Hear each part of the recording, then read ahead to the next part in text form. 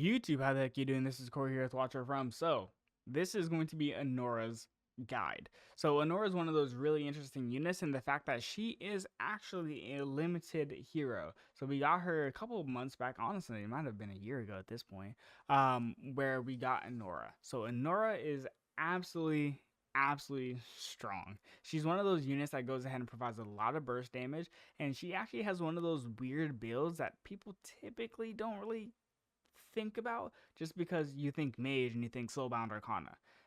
She's different. She also has the ability to be paired with Ymrit, and if you go ahead and have Ymrit, she gets a significant amount of buffs and bonuses, inflicting Winter's Bite, which means she gets a freeze, she does more damage. It's absolutely insane what Anora can do. She's also benefiting from having the two main AoE damage slash magic damage factions. So you have Cultist and Esoteric for her.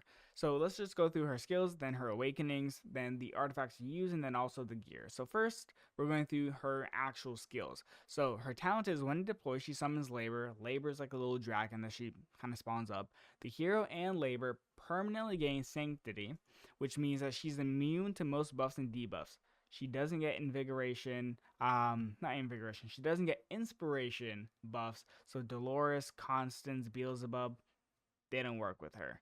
So then again, upon the death of an allied summon, Labor gains 1 stack of Ancient Spirits, stacking up to 15 times. So this means that Labor's damage is increased by 1%, so it's kind of nice. A lot of units are starting to have that summoning mechanic, so you get to see her kind of get buffed as the battle prolongs, because typically your summons die and then you spawn up more summons. So she almost has this built-in scaling mechanism with her.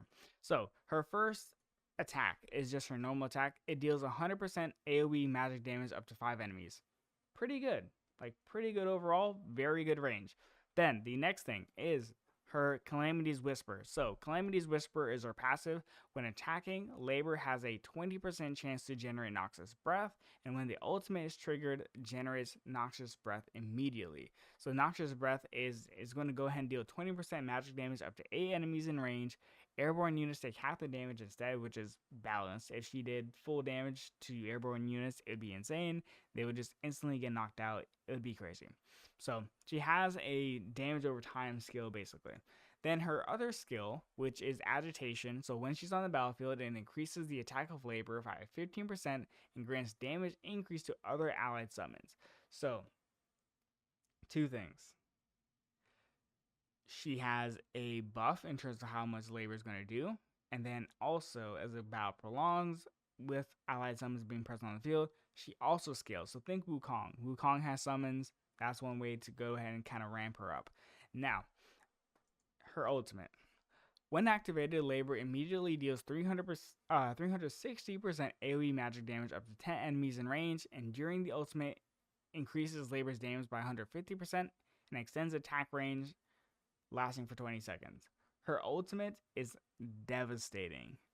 Like, when Anora ults, units just drop. Like, she just does a significant amount of damage.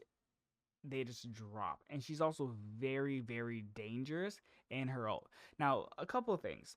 Anora is never going to be a unit that you want to go ahead and take into Guild Boss. She's not. She's not built for that. Anora is typically going to be used in something like an artifact material raid, where you have a substantial amount of units coming at you. You'll see her be used in things such as Gear Raid 1. That's her other domain. And also you'll see her in Guild v Guild. That's her like final domain. You don't really see her in PvP content, excluding Guild v Guild. She's just kind of outclassed by some of the other units. Ingrid, right? So that's her setup. Now, one of the interesting things about Anora is she doesn't go ahead and generate rage.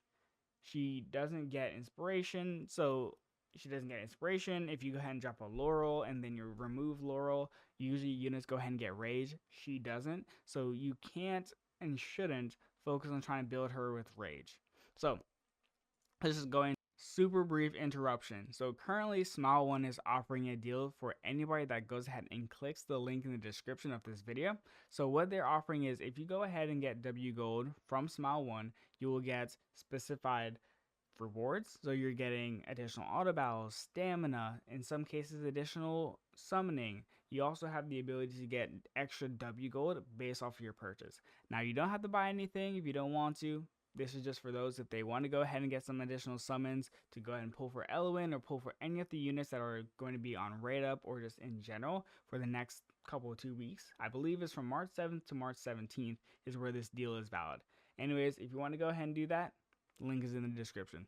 Thank you. Into her awakenings. Her awakening 1 is when Noxious Breath is generated, it immediately inflicts immobilized state on enemies up to 8 enemies in range. That's for 1 second. So it's not bad. It's actually kind of nice. Then the second awakening, 300 attack. That's normal. Next one is Labor ignores 20% of enemies' magic resistance. That's nice. It's basically kind of pushing her towards that true damage state. The next one is penetration 8%. That's super normal. And then finally, A5. If you have A5 Anora, you must have summoned a lot or used some stones. So, enemies on tiles affected by Noxious Breath receive 20% increased damage from both the hero and Labor. That's amazing. At this point, she's just dealing damage. She honestly, A5, she's a problem. Even A1, she's a problem. A0, she's a problem. So, artifact. Her artifact's a little bit interesting because there are two very, very viable choices. You can use Tear of Twilight, which is pretty much the golden standard of every single mage. If you're using a mage, Tear of Twilight is typically what you want to use just because that 30% increased damage is just so good. Like, it is just so good for your overall unit's performance, and it's super easy to go ahead and maintain above 80% HP because your mage is always going to be beside your healer. That's just very standard. Now, you also have her exclusive artifact, which is also really good, which is it increases the attack by 12%. Mind you, Tear of Twilight's 25, 30%. So if this was max, it's a little bit different, but there's still a discrepancy between those two numbers. So after Anora casts her ultimate, Labor's AoE damage increases permanently by 5%, stacking up to 3 times. So Labor gets a 15% attack bonus in totality whenever this is fully stacked up, and this is obviously going to be higher whenever you have this artifact maxed. So when Labor kills an enemy, it restores 3% rage for Anora, and this can trigger once every 5 seconds. That's nice. If this artifact is maxed, it is super, super likely and probably better for you to go ahead and use this over Tear of Twilight just because you're getting double buffs and some additional scaling, right? So that's the artifact. When it comes to the actual gear, here's where Anora is kind of tricky. You see Mage and you think, I should just go ahead and build them in Soulbound Arcana. That's not the case with Anora. If you actually look at her skills, all of her skills are pretty much basic attacks. So you're going to go ahead and stack her in Infernal Roar, and you're going to stack her as much attack speed as you reasonably can, while also maintaining as much attack bonus that you possibly can as well. So you're going to go ahead and run the left side set. This is going to be Warlord. I could honestly go ahead and revamp this gear. I just swapped it over for my Ingrid, but you're going to go with attack bonus, crit rate, attack speed, and if you have the ability, you could do something like crit damage here. That'd be really, really good. And then for the top, similar thing, right? Attack, crit rate, crit damage. That'd be a god roll. With the right side set, this is literally all that you're looking for. Just this, and you're feeling really good. And then this, similar, right? This needs to be attack speed, and then it's amazing. And then finally, this is another god roll. So that's how you want to go ahead and build your Anora. Attack, push it as much as you can. She is just a really, really good unit, right? She's almost essential if you're going to go ahead and run a esoteric team for Guild v Guild.